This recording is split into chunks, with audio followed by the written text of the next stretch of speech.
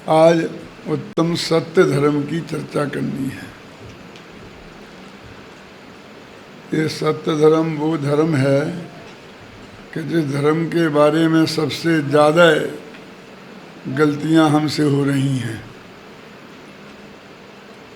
जब भी सत्य धर्म की चर्चा होती है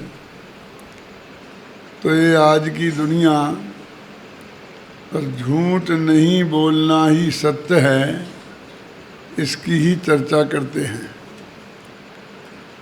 और झूठ नहीं बोलना चाहिए, सत्य ही बोलना चाहिए, इस बात पर बहुत जोर देते हैं, उसको ही सत्य धर्म बताते हैं।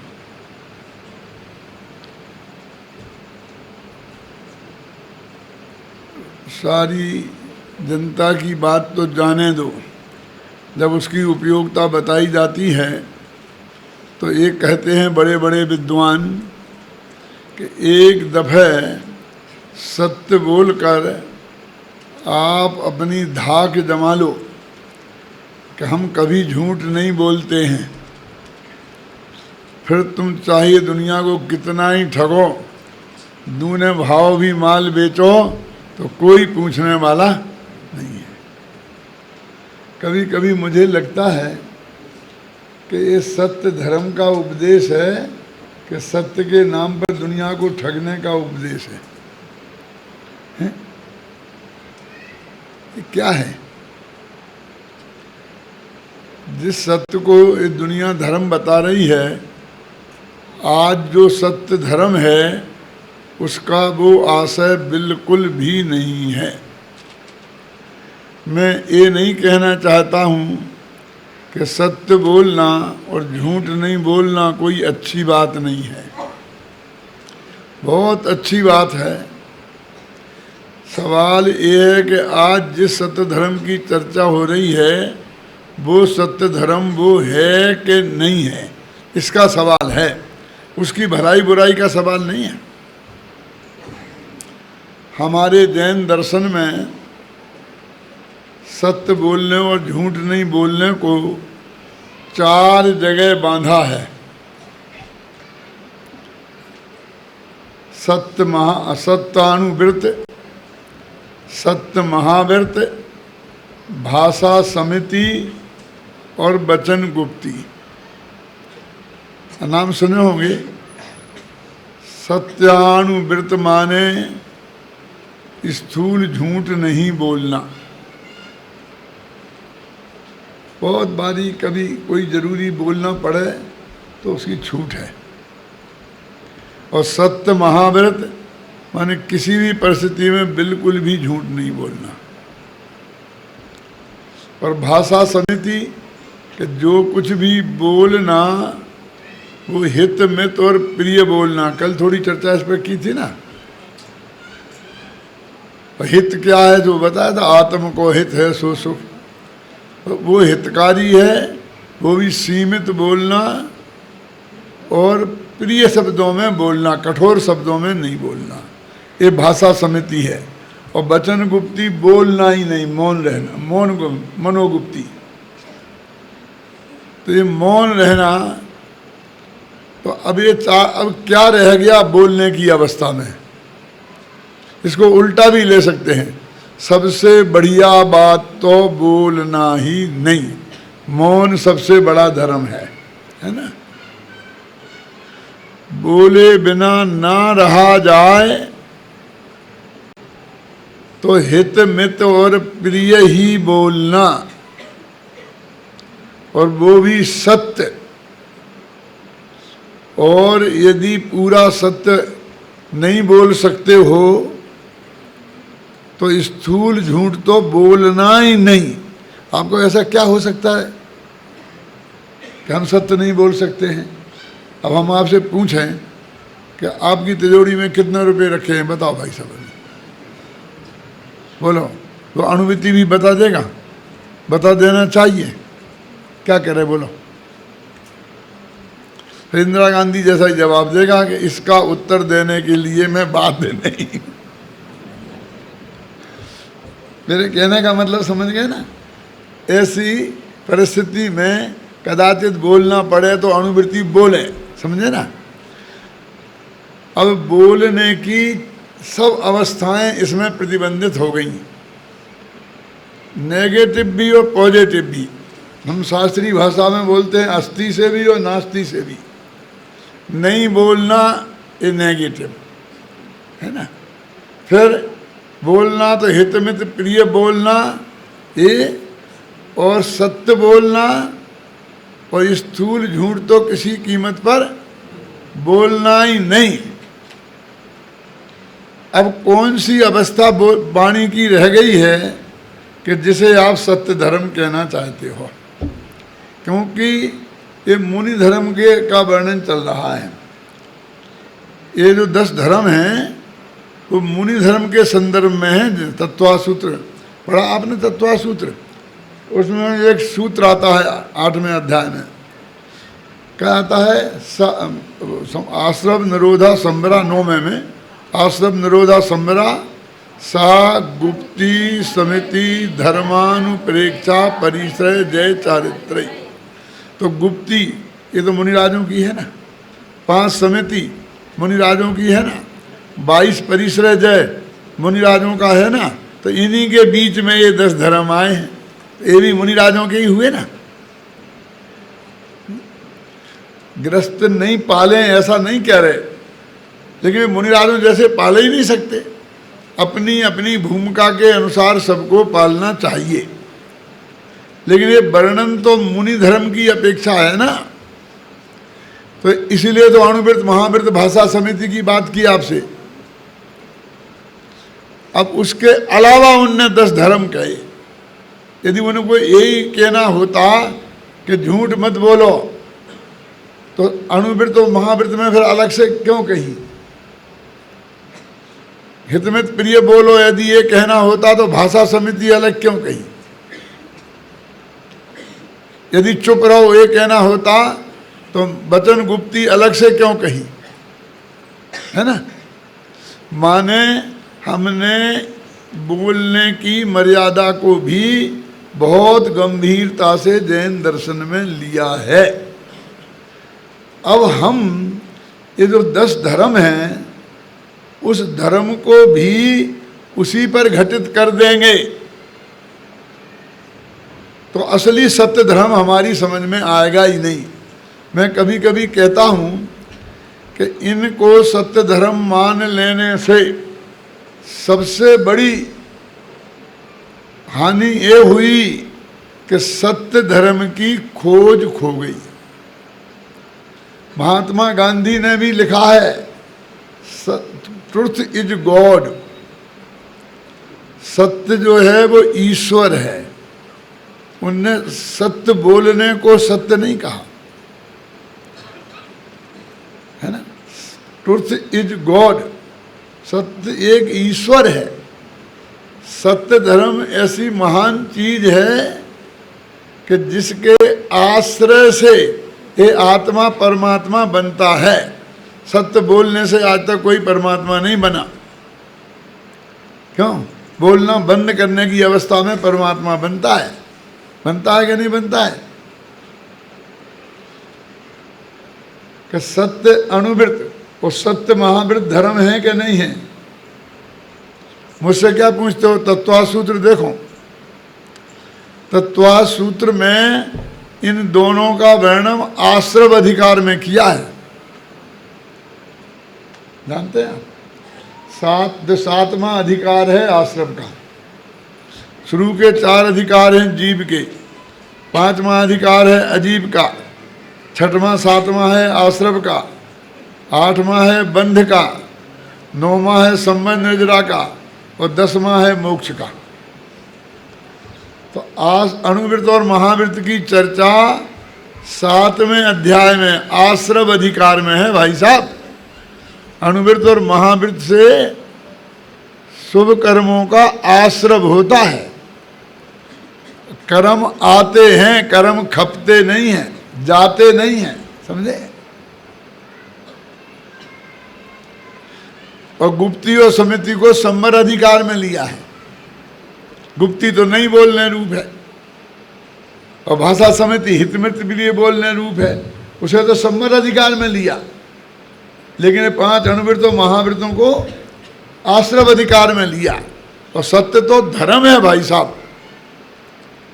एक दफे हमें ये निर्णय करना पड़ेगा कि ये सत्य धर्म जिन्हें हम कह रहे हैं वे सत्य धर्म नहीं है। इससे ये लाभ होगा कि हमारे सत्य धर्म की खोज शुरू हो जाएगी।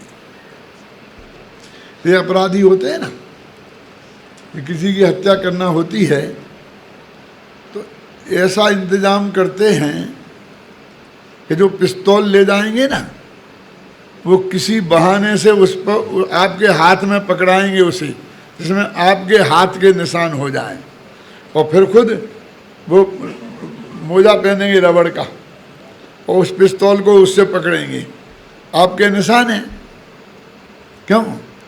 फिर ऐसी परिस्थिति पैदा करेंगे कि सबकी पुलिस वालों की शक आप पे ही जाए और मार जाएंगे। क्यों? क्योंकि हत्यारे की खोज हो और हत्यारा नहीं मिले तो खोज जारी रहेगी, फाइल खुली रहेगी, तो वो कभी ना कभी पकड़ा जाएगा। इसलिए चाहता है कि इस अपराध में कोई अपराधी पकड़ा जाए, उसे सजा हो जाए, वो फांसी पे चढ़ जाए, फाइल क्लोज हो जाए, तो मैं हमेशा के लिए सुरक्षित हो जाऊं। ख्याल नहीं ना? क्योंकि अब तो अपराधी पकड़ा ही गया है। तो ऐसे ही सत्य धर्म की खोज चालू थी, और जो सत्य धर्म नहीं था उसको हमने सत्य धर्म मान लिया। अब उसका प्रतिपादन करने लग गए, उसका पालन करने लग गए, और अपने को सत्य धर्म का पालन करने वाला मान लिया। बस अब असली सत्य धर्म की खोज ही बंद हो गई। समझे ना? आप कहोगे इसमें हानि क्या हुई? हमने झूठ बोलना बंद कर दिया और सत्य बोलना चालू रखा, तो इसमें तुम्हारा बिगड़ क्या गया? तुम तो धर्म नहीं है, धर्म नहीं है, धर्म नहीं है, ऐसा क्यों कह रहे हो? अरे भाई, हमें कब कह रहे हैं कि धर्म नहीं है? देखो, मैं आपसे बोलता हूं, जरा अपन विचार करें गंभीरता से। कह दी सत्य बोलना धर्म है ना, तो सिद्ध भगवान में सत्य धर्म है कि नहीं है? वे सत्य तो बोलते ही नहीं, क्योंकि बोलते ही नहीं तो सत्य झूठ का सवाल क्या है? तो सत्य धर्म है कि नहीं है? बोलो। अब सत्य बोलना यदि धर्म है तो सिद्ध भगवान के वो नहीं रहेगा, और सिद्ध भगवान के तो सभी धर्म हैं जो असली धर्म है ना? आप समझे? आप कहोगे भाई साहब सत्य बोलना धर्म नहीं है, झूठ नहीं बोलना धर्म है। हाँ, कोई बात नहीं है, यही सही। यदि झूठ नहीं बोलना धर्म है तो एक इंद्रिय जीव, निगोदिया, ये पेड़ पौधे, ये जल, अग्नि, वायु, ये बोलते नहीं हैं। बोलते ही नहीं है तो झूठ क्या बोलेंगे? तो झूठ नहीं बोलते तो सत्य धर्म के धारी हो गए। तैयार हो? यहाँ तो ये लिखा है कि सत्य धर्म सम्यक दृष्टि को ही होता है, और एक इंद्रिय में तो सम्यक दृष्टि कोई होता नहीं। बोलो, सत्य बोलना धर्म है तो सिद्धों में सत्य धर्म नहीं रहेगा, मूक केवलियों में सत्य धर्म नहीं रहेगा। वे मुनिराज जो मौन से रहते हैं बाहुबली जैसे, उन मुनिराजों को सत्य धर्म नहीं रहेगा। तो और झूठ नहीं बोलने को धर्म कहोगे तो कुत्ते बिल्ली जो भी बोलते ही नहीं है ना, एक इंद्री से लेके श्रेणी पंचेंद्री तक त्रिंच सब, वे सब सत्य धर्म के धारी हो जाएंगे। लेकिन ये दोनों ही नहीं है। इससे मालूम पड़ता है ना सत्य बोलना धर्म है और ना झूठ नहीं बोलना धर्म नहीं है। ये गलती हुई कैसे? सत्य आत्मा का धर्म है और वाणी पुद्गल की पर्याय है। भाषा वगैरह का काम है, ये तो आप जानते हैं। अब हमने आत्मा के धर्म को पुद्गल की पर्याय में खोजा तो कैसे मिलेगा? यहाँ अभी बोल रहे थे मनीष के बहुत बहुत होशियार होशियार लोग बैठे हैं यहाँ पर, क्यों? तो एक छोटा सा प्रश्न पूछो, कोई होशियार से होशियार आदमी हो जो इतना होशियार हो कि 100 पाड़े खड़े कर दें, उनमें से एक पड़िया छांट दे। प्रश्न समझ में आया कि नहीं आया? पाड़ा तो समझते हैं कि नहीं समझते हैं? भैंस के बच्चे को पाड़ा कहते हैं। पड़ा पड़ा, अच्छा पड़ा। 100 पड़ा खड़े कर दें तो उनमें से एक पड़िया खोज लाए, कि उसमें है ही नहीं तो पड़िया मिलेगी कहाँ? कितना ही होशियार हो खोजने वाला। तो जिसमें सत्य धर्म है ही नहीं और वहां तुमने सत्य धर्म मान लिया तो गजब हो गया ना।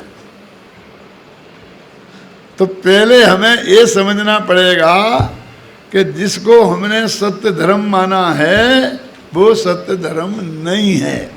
तो फिर हमारी खोज शुरू होगी कि सत्य धर्म क्या है। यदि नहीं मिला हमें तो क्यों? बोलो क्या करें? तो हम दोनों ही दीन से जाएंगे कि हमने जिसको सत्य धर्म माना था वो भी हाथ से चला जाएगा और वो भी नहीं मिलेगा। इसलिए तुम पहले हमें वो सत्य धर्म समझाओ और फिर हम इसे छोड़ेंगे। मैं आपसे पूछता हूं, किसी बहन का पति खो जाए और मिले नहीं, बहुत खोज करें और वो नहीं मिले, तो किसी दूसरे को पति माना जा सकता? क्यों? बोलो, असंभव है ना। क्या करेंगे? जरा गंभीरता से विचार करो आप। वो सुग्रीव की कहानी है ना, तारा की। वो एक विद्याधर सुग्रीव का भेष बना के आ गया था।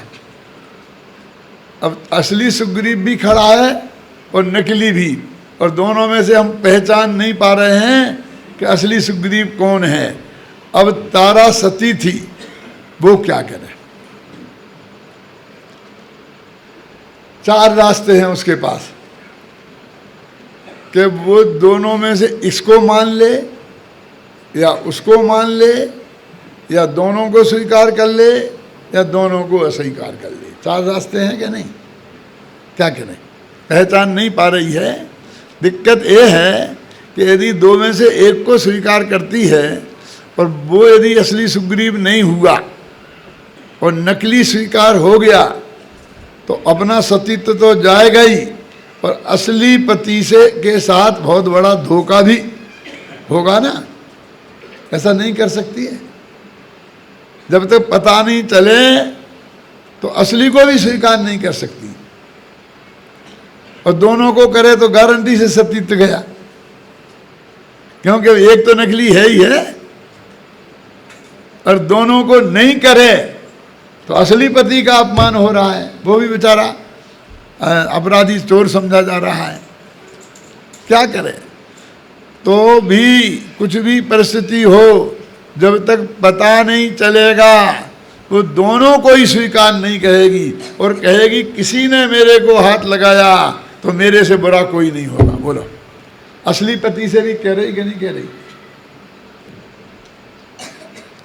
जब तक पता नहीं चले तो न्याय तो ये है कि 2 सत्य हमारे सामने खड़े हैं। क्यों? अब यदि हमें असली नकली का पता नहीं चले तब तक 2 में से एक को मान लेना चाहिए। क्यों? क्योंकि हमें दूसरा नहीं मिला तो हम बिना सत्य के हो जाएंगे, हम बिना पति के हो जाएंगे तो हो जाएंगे। लेकिन यदि वो हमारा पति ही मिलना चाहिए, दूसरे को पति के रूप में स्वीकार नहीं किया जा सकता है ना। तो इसलिए ये मत कहो कि वो तुम्हारा सत्य जो तुम आज समझाने वाले हो वो हमारी समझ में नहीं आया तो हम क्या करें। पहले ये नक्की करो कि जिसे तुमने सत्य मान रखा है वो सत्य धर्म है या नहीं। जो भी तुम कहोगे बोलने को तो वो अणुवृत्त में जाएगा, कि महावृत्त में जाएगा, कि भाषा समिति में जाएगा, कि वचन गुप्ती में जाएगा।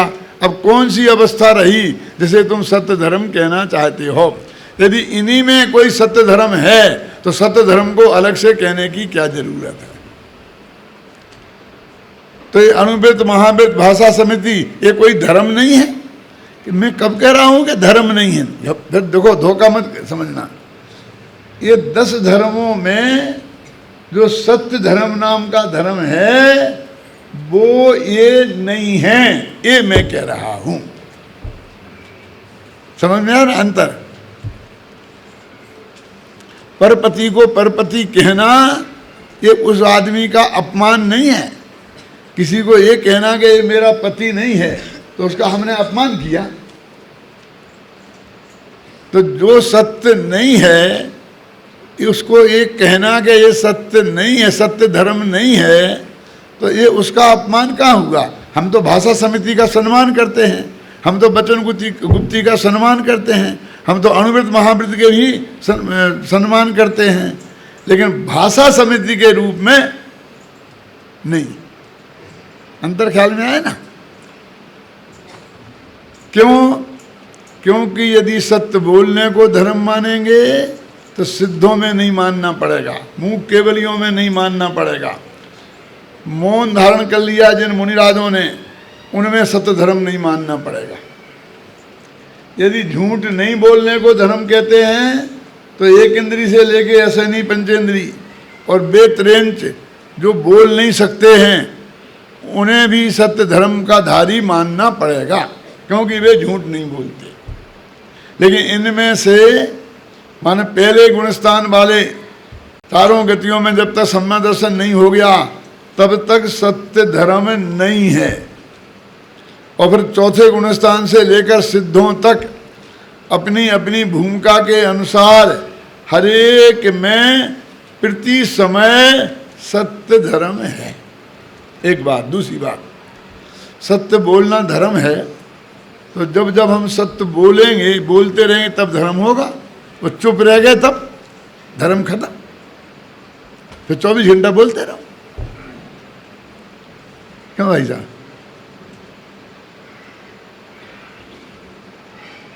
क्या सत्य धर्म के लिए बोलना जरूरी है? तो ये वाणी के अधीन हो गया ना। हमारा धर्म पराधीन कैसे हो सकता है? आत्मा का धर्म आत्मा में 24 घंटे रहता है। ऐसा नहीं कि कभी कभी प्रकट हो गया और कभी कभी नहीं जाए। समझ गया? अब असली सत्य धर्म क्या है, अब उस पर अपन विचार करते हैं। ये तो नहीं है। देखो, उत्पाद व्यय द्रव्य युक्तम सत्य, आपने लिखा ना शास्त्रों में कि ये उत्पाद व्यय और द्रव्य से जो सहित है वो सत्य है, और सत्य वो द्रव्य का लक्षण है। सत्य द्रव्य लक्षणम बोलते कि नहीं बोलते? और सत्य के भाव को सत्य बोलते हैं। तो जो वस्तु है, जो अपने स्वभाव में है, वो उसका सत्य है। समझे ना? और वो नहीं होना वो असत्य है। इस सारी दुनिया को लगता है कि भैया सत्य तो जैसे लोप हो गया, हमें कहीं दिखाई नहीं देता है। नागपुर के इस कोने से उस कोने में पूरे बाजार में चले जाओ तो जहाँ देखो जहाँ असत्य का ही साम्राज्य दिखाई देगा, सत्य कहीं दिखाई देता ही नहीं है, लोप हो गया। और मैं कहता हूँ असत्य कहते ही उसे हैं कि जिसकी लोक में सत्ता ना हो। असत्य, समझ गए ना? ना जिसमें उत्पाद है, ना व्यय है, ना द्रव्य। तो ऐसा कोई पदार्थ जगत में है ही नहीं कि वो होना है ना। इसलिए कहीं भी असत्य है ही नहीं। अब आपको सारे बाजार में असत्य ही असत्य दिखाई देता है, और हम कहते हैं हमें जगह सत्य ही सत्य दिखाई देता है, असत्य कोई है ही नहीं। देखो जरा थोड़ी गहरी बात है, थोड़ा आज आपको तैयार होना पड़ेगा। ये रूमाल है ना, ये है कि नहीं है? ये सत्य है कि असत्य है? बोलो, है ना? इसकी सत्ता है ना, ये रूमाल भी सत्य है। अब 3 रूमाल हैं, 3 कहाँ हैं, एक ही तो है। एक ये असली रूमाल जिसे लोक में जो है ना, ये ऐसा रूमाल, और दूसरा हमारे ज्ञान ने इसे जाना तो ज्ञान में एक रूमाल बना, एक दूसरा रूमाल वो है। और तीसरा रूमाल, रूमाल नाम का एक शब्द है, वो भी रूमाल है। इस पर बोर्ड पे हम लिख दें रूमाल, और फिर कहें बोलो बेटा ये क्या है, क्या बोलोगे? 3 रूमाल हो गए। एक ये असली पदार्थ, एक इसे जानने वाला ज्ञान, और एक कहने वाला शब्द। एक घड़ी है, घड़ी भी 3 है। एक घड़ी नाम का पदार्थ, एक घड़ी नाम का शब्द, और एक घड़ी नाम का ज्ञान। तीनों की सत्ता है ना, वो ज्ञान की भी सत्ता है, शब्द की भी सत्ता है, और पदार्थ की भी सत्ता है। असत्य तो नहीं है ना कहीं। और देखो अभी आला सत्ता आता है। देखो ये रूमाल है, क्या क्या झूठ बोल रहा है? क्यों बता रहा हूं घड़ी और बोल रहा हूं रूमाल, तो ये कहाँ असत्य आया? घड़ी में आया कि वाणी में? घड़ी तो घड़ी है, वो तो नहीं बदली, इसकी सत्ता तो है। कहाँ गड़बड़ हुई? वाणी में और हमारे ज्ञान में। हमने ज्ञान में इसे रूमाल जाना। तो झूठ या तो ज्ञान में होता है या वाणी में होता है। वस्तु में आज तक झूठ ने प्रवेश किया ही नहीं। एक घड़ी घड़ी रही और रूमाल रूमाल रहा। तो वस्तु में कहाँ झूठ है बोलो? ये झूठ तो काय में आया? वाणी में या जानने वाले ज्ञान में। ये हमारा महाभाग्य है कि वस्तु में झूठ ने प्रवेश नहीं किया। यदि कह गई होती तो फिर बहुत दिक्कत हो जाती। एक क्षण में घड़ी रूमाल बन जाए और रूमाल घड़ी बन जाए, फिर हम क्या करें? नक्की हो गया ना कि वस्तु में झूठ नहीं है, ज्ञान में या वाणी में है। तो जहां झूठ हो वहां खोजना चाहिए ना, उसे मिटाना चाहिए ना वहां। तो ठीक किसको करना है? वाणी को, ज्ञान को। और हम ठीक किसे करना चाहते हैं? वस्तु को। हम कहते हैं मेरे मुंह से इसे रूमाल निकल गया, अब किसी तरकीब से इसे रूमाल बना दो, नहीं तो मैं झूठा सिद्ध हो जाऊंगा। क्यों? ऐसी कहानियां भरी पड़ी हैं हमारे शास्त्रों में, घबराना नहीं। मैंने आप कुछ भी कहो, एक कहानी लिखी है ना, किताब है तुम लोगों के पास, उसमें सबसे पहली कहानी है। एक मुनिराज थे, तो दुर्भाग्य से उनको सारे शरीर में कोढ़ हो गया था। एक नगर में आए, सही घटना है पौराणिक। राजा के दरबार में एक जैन मंत्री था और अजैन मंत्री थे। उन अजैन मंत्रियों ने नमक मिर्च लगा लगा के राजा को भड़काया कि जैनियों के साधु कोढ़ी होते हैं। अब उसे ये बात बर्दाश्त नहीं हुई, तो उसने कह दिया कि जैनियों के साधु कोढ़ी होते ही नहीं। तो उनको तो बहुत खुशी हो गई जिनने कहा था, क्योंकि वो तो देख के आए थे। उन्होंने कहा राजा साहब से कहा, साहब चलो हम दिखा देते हैं, अब ये सच्चे हैं कि कल चलेंगे। अब उन साहब को बहुत आकुलता हुई। वे उन मुनिराज के पास पहुंचे, बादीराज नाम था उन मुनिराज का। और उन्होंने कहा महाराज ऐसा ऐसा हो गया आज, अब मेरी लाज आपके हाथ में है। कि मेरे हाथ में क्या है? तू झूठ बोले और मैं तेरा साथ दूं? कि नहीं आप अपना कोट ठीक कर लो। अरे क्या मान ले तूने झूठ बोला तो तू झूठ स्वीकार कर ले। भूल सुधारने का तरीका तो ये है। और हम क्या करते हैं? हम उस वस्तु को बदलना चाहते हैं, समझना। वो वस्तु बदली नहीं जा सकती। अब वो कहानी पहले शास्त्रों में थी और इसी तरह महिमा मंडित करके कि आखिर उन सेठ जी की इज्जत बचाने के लिए महाराज ने अपने को सुंदर बना लिया और एक अंगूठे उंगली में थोड़ा कोड़ रखा। और जब वे मुनिराज आए, उनने देखा कि ये तो सर्वांग सुंदर हैं, तो उन दूसरे मंत्रियों को बहुत डांटा और इनको कहा तुम बहुत सच्चे हो, और उन्हें दंड देने लगे। तो मुनिराज ने कहा कि नहीं नहीं, वे भी सत्य बोलते थे, मुझे था, देखो उसकी निशानी है। ये कहानी है ना, आपने पढ़ी होगी। तो मैंने भी उसे लिखा, लेकिन मैंने क्या लिखा कि वो सेठ जी का और मुनिराज का संवाद हो रहा, मंत्री जी का, कि वो कह रहा है महाराज मेरी लाज रख लो। कि तू लाज वाला है क्या? तुझे सत्य बोलना चाहिए था ना, इसमें क्या है? पुण्य पाप का उदय तो मुनिराजों के भी आ सकता है, सनत कुमार चक्रवर्ती के भी आ गया था ना, पार्श्वनाथ भगवान के भी आ गया था ना। तुमने ये झूठ क्यों बोला कि दिगंबर मुनियों को गोड़ नाम की बीमारी हो नहीं सकती? ये तो सफेद झूठ है, और तू मेरे से कहता मैं वो झूठ का साथ दूं? अरे मैं तो मैं कुछ कर ही नहीं सकता, ध्यान से सुनना, और कर भी सकता होता तो मैं नहीं करता। कि साहब मुझे सजा मिलेगी, फांसी पे चढ़ जाऊंगा, तो अपराधी को सजा मिलना ही चाहिए ना। वो बहुत अच्छा संवाद है, वो कहानी आप पढ़ेंगे, यहाँ होगी किताब, तो आपको पता लगेगा, मैं पूरा नहीं सुनाऊंगा। लेकिन आखिरकार मुनि महाराज ने कह दिया भैया ये कुछ नहीं हो सकता, और तुमको तो जो होना है वो होगा, तुम्हारी तुम जानो।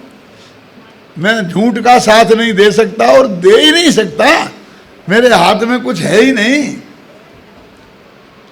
आखिरकार वो फैक्ट तो कहानी में ये लिखा कि उनका कोड ठीक हो गया था, और मैं उसे तो बदल नहीं सकता था। दिक्कत समझ में आई? तो मैंने कहा आए तो सुबह कोड नहीं था, तो वे कहने लगे कि अरे भाई गजब हो गया, गजब हो गया। वो सेठ जी कहने लगे कि नहीं नहीं, क्या गजब हो गया कि आपने मिटा लिया? कि मैंने कुछ नहीं किया, सचमुच उन्होंने कुछ नहीं किया था। उसके लिए एक दफे भी नवोकार मंत्र नहीं पढ़ा था। वे तो रोजाना अपना जैसा आत्म ध्यान करते थे वैसा ही किया। और उन्होंने ये कहा कि देखो यदि मैं मिटा सकता होता तो ये क्यों नहीं मिटाता, उसके रूप में उसे प्रस्तुत किया। जितना मिटना था वो मिट गया, जितना रहना था वो रह गया। मैंने इसमें कुछ नहीं है। जैन धर्म तो अकर्तावादी है, पूरा लंबा संवाद में मैंने ये सिद्ध किया। यानी हम क्या करते हैं कि हमारे मुंह से जो निकल गया हम वैसा कहते हैं, मेरे मुंह से निकल गया कि ऐसा है ऐसा है, तो अब तुमसे कहता हूँ भैया तुम भी ऐसे ही कह देना, तुम भी ऐसे ही कह देना, सबको पार बांधता हूँ, तुम भी यही कह देना। मैंने तो नाम ले दिया था कि सुरेश भैया ने मेरे से ऐसा कहा था, अब सुरेश भैया तुम मेरी लाज रख लेना, तुम भी कह देना कि हाँ मैंने कहा था। क्यों? अब बांधो। अरे भाई गलती निकल गई ना, तो गलती मिटने का उपाय उस गलती को सब जगह फैला देना नहीं है, बल्कि उसे स्वीकार कर लेने में है कि नहीं है। अब अपनी बात कहाँ हुई? वस्तु है वाणी में, गलती है वाणी में, गलती है ज्ञान में, वस्तु में तो कोई गलती हुई नहीं। खतरा तो तब था जब वस्तु में कोई गलती हो जाती। अब हमें वाणी को सुधारना है। तुम वाणी यदि वस्तु के अनुरूप होगी तो वो सत्य हो जाएगी, ज्ञान वस्तु के अनुरूप होगा तो सम्यक ज्ञान हो जाएगा, श्रद्धा वस्तु के अनुरूप होगी तो सम्यक दर्शन हो जाएगा। क्यों? वस्तु को नहीं बदलना है, हमें स्वयं को बदलना है। हम वस्तु को बदलना चाहते हैं, स्वयं को नहीं बदलना चाहते हैं। यही सबसे बड़ी हमारी दिक्कत है। देखो दाग चेहरे पर है, हम दर्पण में देखते हैं तो दिखाई देता है, तो दर्पण को घिसते हैं कि दाग दिख रहा है, दाग दिख रहा है, साफ करो। कितना साफ करोगे, जितना अधिक साफ होगा दर्पण उतना दाग और साफ दिखाई देगा। अरे दाग चेहरे में है तो चेहरा को धो, दर्पण को धोने से क्या होगा? जहाँ गलती हुई है, गलती वहाँ सुधारनी चाहिए। वस्तु में तो कहीं गलती होती ही नहीं है। देखो, एक आदमी फोटोग्राफर के पास जाता है, कहता भैया मेरा बहुत बढ़िया फोटो खींच दो। क्यों? वो फोटोग्राफर कहता है भैया मैं बढ़िया फोटो कैसे खींच सकता हूँ, तुम जैसे हो फोटो तो वैसे ही आएगा ना। क्यों? बोलो, उसकी एक आंख है और फोटो ऐसा बना दे में जिसमें दोनों आंखें हों, तो उसका फोटो होगा? हम तो जैसी वस्तु है, जैसा व्यक्ति है, वैसा फोटो आवे कि लोग पहचान लेंगे ये फला है, इसका नाम बढ़िया फोटो है। वो आदमी कुरूप है और फोटो आ जाए सुंदर, इसका नाम सुंदर नहीं है। लेकिन क्या करें, ये जगत अंधा है, इस अंधे की जगत की समझ में कुछ आता ही नहीं है। मैं छोटी सी बात कहता हूं, श्री कृष्ण की बात आई थी ना कि मरते समय कोई नहीं था। मैं तो कहता हूं जन्मते समय भी कोई नहीं था।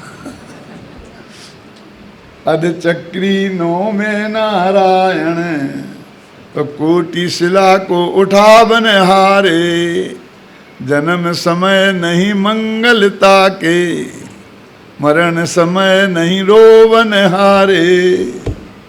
तो बीच में अर्ध चक्रवर्ती सम्राट। थोड़ी बात जरा विचार करना।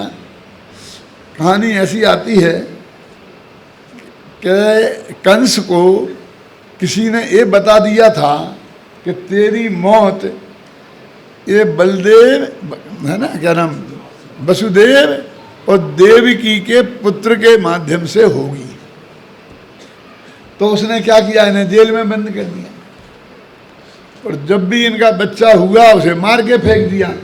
ऐसे 8 बच्चे मार के फेंक दिए और 9वें बच्चे श्री कृष्ण हुए और उन्हें मरना था उसके हाथ से, तो उसे नहीं मार पाए। ये तो होनहार हो गई। अब मैं दूसरी बात कहता हूं आप लोगों के सामने, जरा छाती पे गंभीरता से विचार करना। वो कंस इतना मूर्ख था, उसके मिनिस्टर भी सब ऐसे मूर्ख थे, मेरे जैसा समझदार आदमी एक भी नहीं था वहां। उस बेवकूफ की समझ में इतना नहीं आया कि इनके बच्चे से मेरी मौत होगी तो इन्हें जेल में डालना है, तो देवकी को महिलाओं की जेल में अलग रख देता और वसुदेव को पुरुषों की जेल में अलग रख देता, बच्चे होता ही नहीं। कितनी छोटी सी बात थी, लेकिन उसकी समझ में नहीं आई, इतना मूर्ख था। जो होनहार ऐसी थी तो ये समझ में नहीं आई। एक ही जेल के एक ही कमरे में उन्हें बंद रखा।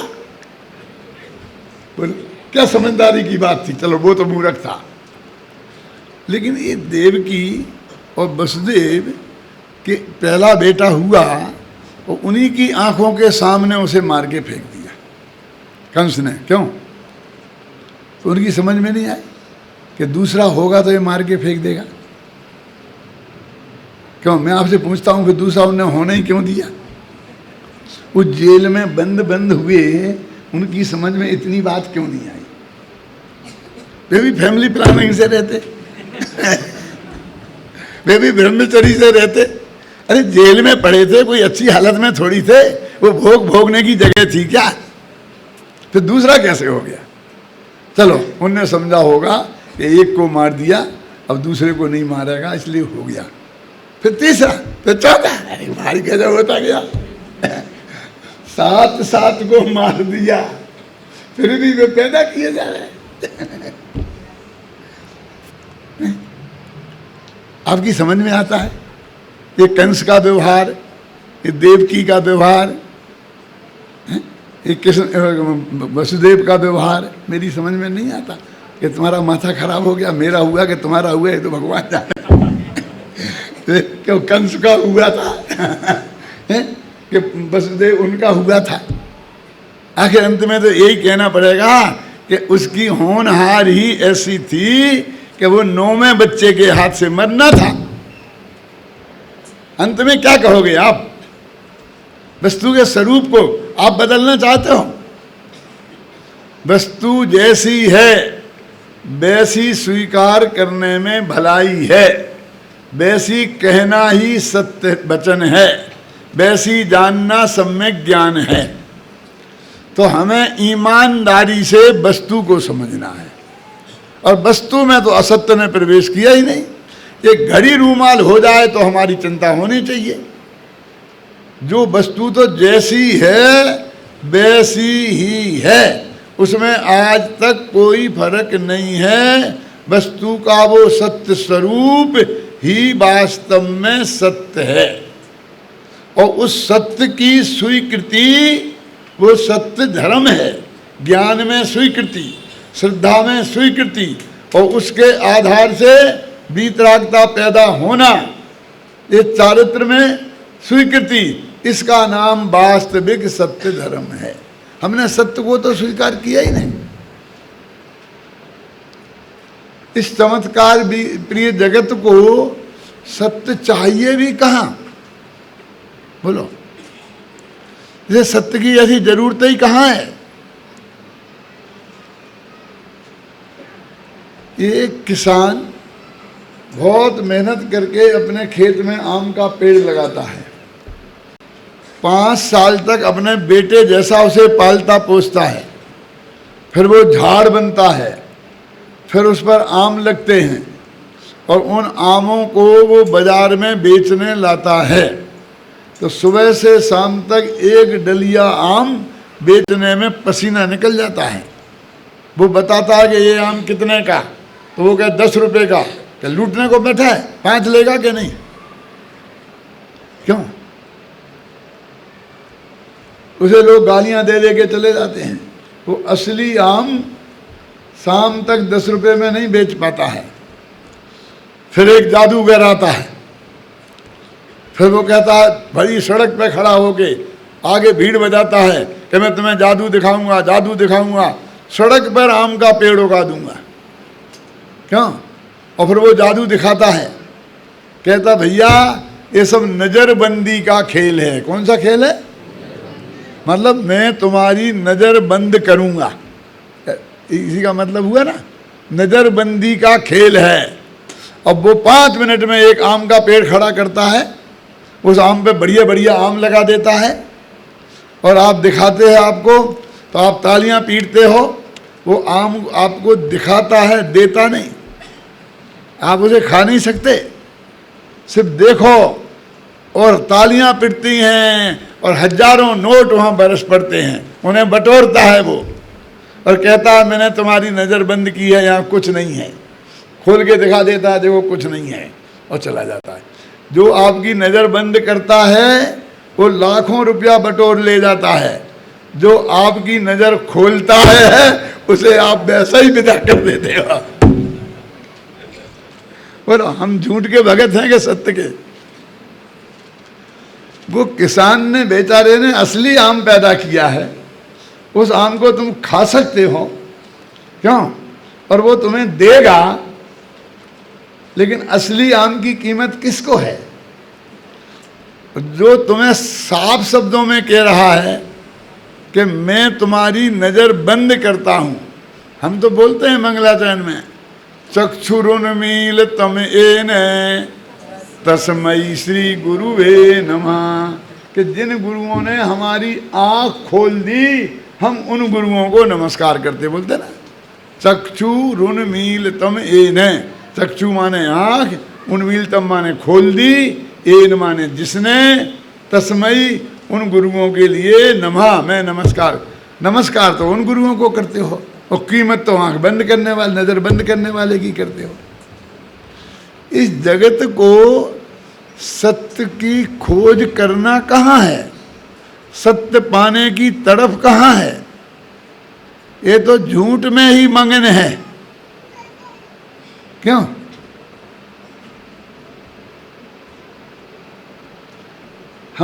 हम आपको समझाते हैं ये सत्य धर्म, और आप हमसे आके कहते पंडित जी वो अपनी कल जरा संस्था की मीटिंग है ना, तो थोड़ी आप जरा दान की महिमा बता देना कि दान दोगे तो स्वर्ग जाओगे, मुख जाओगे, ये जाओगे। कि त्याग धर्म का सच्चा स्वरूप बतवाना चाहते हो, इसके लिए बुलाया है हमें कि चंदा कराने के लिए बुलाया है? तो तुम गलत दुकान पे आ गए हो। हैं? हम तो कहेंगे कि देना लेना कोई होता ही नहीं है। भगवान आत्मा तो त्यागोदान पादान सुंदर शक्ति से संपन्न है, और ये तो पुण्य बंध का कारण है, ये बंध का कारण है, इससे मोक्ष होने ही वाला नहीं है।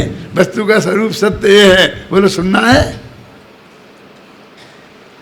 हैं, हमने तो बहुत आशा से आपको बुलाया है। क्यों? अरे पंडितों को नहीं, महाराजों को भी निमंत्रण इसी आधार पर मिलता है। सब जाते हैं हाथ जोड़ जोड़ करके, महाराज हमारे तीर्थ पे आपका चौमासा हो जाए तो हमारे तीर्थ का ही कल्याण हो जाए। क्यों?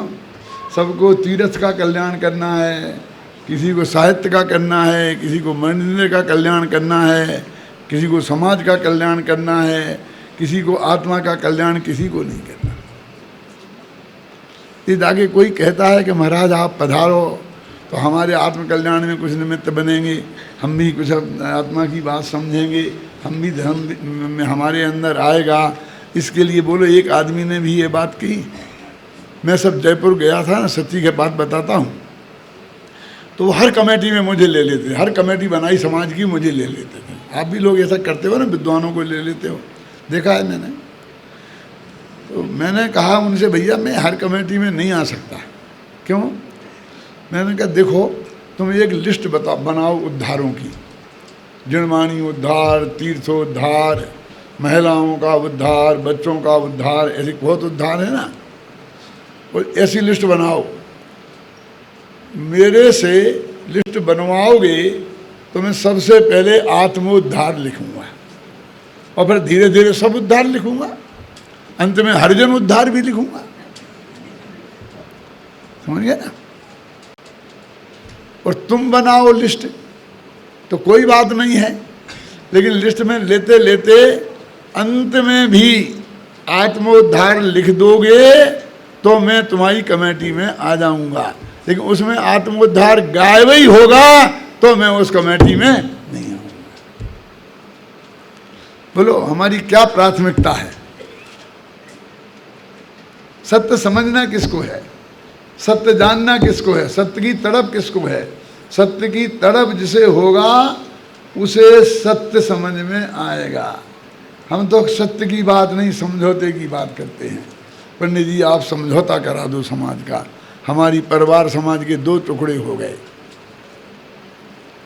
आप समझौता करा दो। सत्य को समझने की जरूरत है, समझौते की जरूरत नहीं है। अग्नि के बारे में मतभेद हो जाए कि ये ठंडी है या गर्म, और कुछ लोग उसे ठंडी कहें और कुछ लोग उसे गर्म कहें, तो इसे समझने की जरूरत है कि समझौते की। अब समाज मिलकर ये समझौता कर ले कि आधी ठंडी और आधी गर्म, क्योंकि समझौता में तो आधा ही आधा होता है, कुछ ले दे के ही होता है। क्यों? पूरा एक तरफा तो होता नहीं है, कुछ हमें छोड़ना पड़ता है, कुछ तुम्हें छोड़ना पड़ता है। आधे तुम बढ़ो, है ना? तुम सुराग को धर्म मान लो, हम असुराग को अधर्म मान लेते हैं। क्यों? आधा आधा मान लो तो समझौता हो जाएगा कि नहीं? लेकिन मैं आपसे पूछता हूं कि अग्नि ने तुम्हारी पंचायत में अपना केस कब प्रस्तुत किया कि तुम ये नक्की करो कि मैं ठंडी हूं कि गर्म?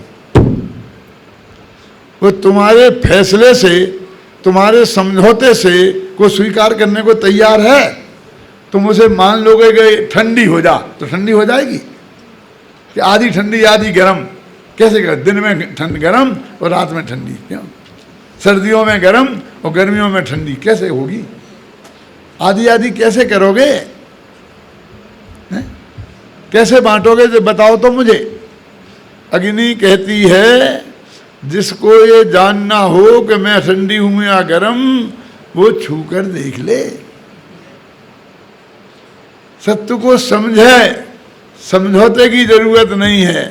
धर्म को समझौते की आवश्यकता नहीं है, समझ की आवश्यकता है। और हम तो 24 घंटा समझौते के मूड में रहते हैं। अरे नहीं लड़ना अलग बात है, नहीं लड़ना ये तो परम आदर्श है, ये तो बहुत अच्छी बात है कि हम 24 घंटा लड़ते ही रहेंगे। हम शांति से रह नहीं सकते हैं, प्रेम से रह नहीं सकते हैं। अरे इतना बड़ा देश है जिसमें 1.25 अरब लोग रहते हैं, तो कितने कितने इसमें मतभेद हैं, हिंदू हैं, मुसलमान हैं, सब एक साथ प्रेम से रहते हैं कि नहीं? लोकसभा में जाके बैठ कर हम एक साथ बैठते हैं कि नहीं बैठते हैं? तो जिनसे हमारा थोड़ा मतभेद है उनसे हम किसी स्टेज पे एक साथ नहीं बैठ सकते हैं? बैठना चाहिए। हर स्टेज अलग अलग है।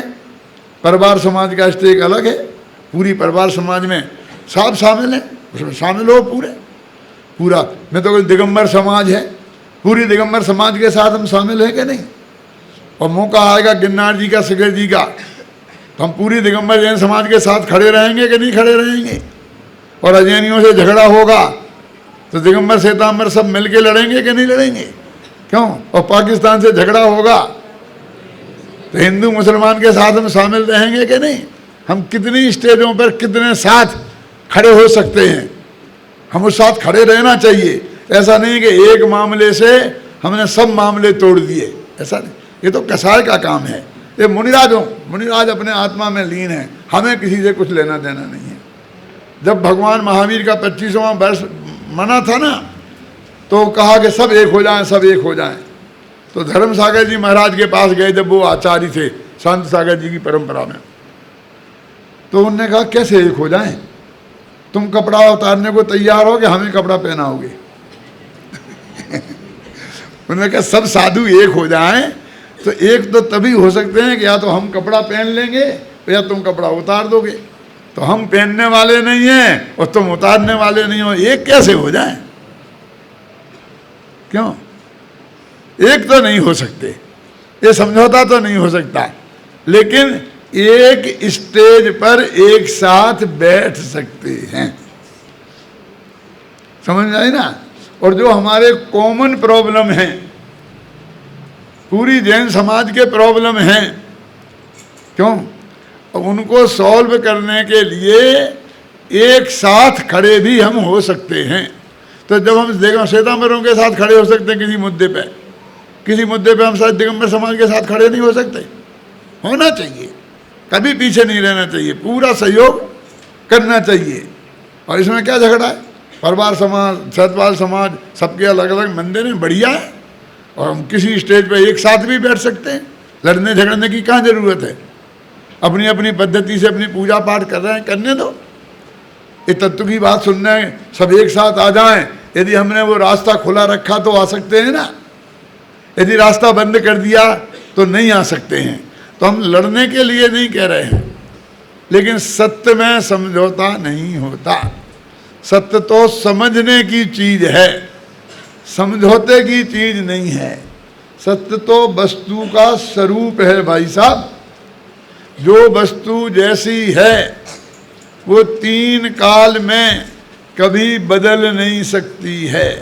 कैसे आप जगत में चमत्कार भी होते हैं, कई दफे हो जाती है, अग्नि ठंडी हो जाती है, हो गई ना सीता का जल हो गया अग्नि का।